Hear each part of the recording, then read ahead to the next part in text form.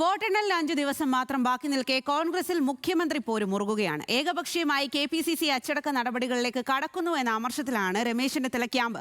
സംസ്ഥാനത്തിന്റെ വിവിധ ഭാഗങ്ങളിൽ VD സതീശന് വേണ്ടി ഫ്ലെക്സ് ഉയരുകയാണ്. ഇതിനിടെ KC വേണുഗോപാലിന് മുഖ്യമന്ത്രിയാകാനുള്ള തടസ്സം നീങ്ങാൻ കോൺഗ്രസ് പ്രവർത്തകൻ കളഭം കൊണ്ട് തുലാഭാരം നേർന്നു. മുഖ്യമന്ത്രി പദവിയെ ചൊല്ലി പരസ്യപ്പോര് മുറുകുമ്പോഴും രമേശ് ചെന്നിത്തല പക്ഷത്തോട് മാത്രം കാർക്കശ്യം കാട്ടുന്നതിലാണ് അമർഷം. ഇംഗ്ലീഷ് പത്രത്തിൽ പരസ്യം നൽകിയെന്ന പേരിൽ Thiruvananthapuram DCC general secretary Prajin ബാബുവിന് കാരണം കാണിക്കൽ നോട്ടീസ് നൽകിയതിലാണ് അതൃപ്തി. അത് ചെന്നിത്തലയ്ക്ക് വേണ്ടിയുള്ള പരസ്യമല്ല, ലേഖനമാണെന്നാണ് പ്രജിൻ ബാബുവിന്റെ വിശദീകരണം. അതുകൊണ്ട് പ്രജിൻ അച്ചടക്ക ലംഘനം നടത്തിയിട്ടില്ല എന്ന് ചെന്നിത്തല പക്ഷം വിശദീകരിക്കുന്നു.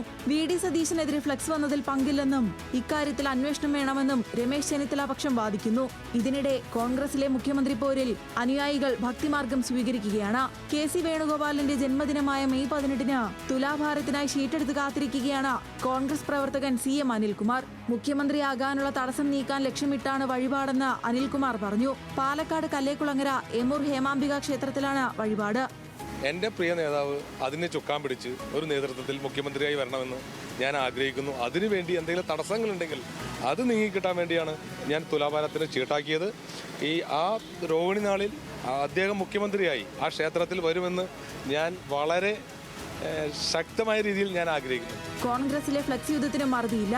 എറണാകുളം മൂവാറ്റുപുഴ നഗരത്തിൽ ഉയർത്തിയ ഫ്ലെക്സ് ബോർഡിൽ നിയുക്ത മുഖ്യമന്ത്രി VD സതീശന് അഭിവാദ്യങ്ങൾ എന്നാണ് എഴുതിയിരിക്കുന്നത്. കോഴിക്കോട് DCC ഓഫീസിന് മുന്നിലും സതീശൻ അനുകൂല പോസ്റ്ററുകൾ പ്രത്യക്ഷപ്പെട്ടു. ടൂർണമെന്റ് ജയിച്ചാൽ കപ്പ് വാങ്ങുന്നത് ക്യാപ്റ്റനാണെന്നും സെലക്ടറും പരിശീലകനും വാങ്ങുന്നത് എതിർപ്പിനിടയാക്കുമെന്നും പോസ്റ്ററിലുണ്ട്. സേവ് കോൺഗ്രസ് ഫോറത്തിന്റെ പേരിലുള്ള പോസ്റ്ററുകളിൽ VD സതീശൻ മലയാളക്കരയെ നയിക്കുമെന്നും എഴുതിയിട്ടുണ്ട്.